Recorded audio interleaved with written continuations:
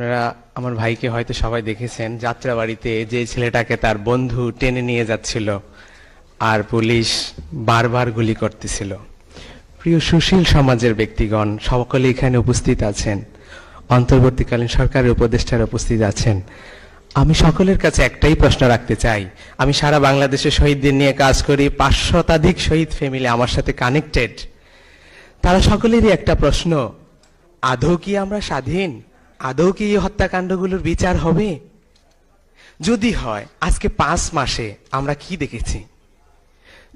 Near about 1000 মানুষ, মায়ের সন্তান মারা গেছে। একটা হত্যাকাণ্ডে যদি একটা পুলিশ জড়িত থাকে তাহলে 1000 পুলিশ গ্রেফতার হওয়ার কথা ছিল। একটা হত্যাকাণ্ডে যদি 2টা পুলিশ জড়িত থাকে 2000 পুলিশ গ্রেফতার হওয়ার কথা ছিল। এই পর্যন্ত কয়টা পুলিশ গ্রেফতার হয়েছে আপনাদের কাছে আমি প্রশ্ন রেখে গেলাম। তাহলে কি আমি বলবো না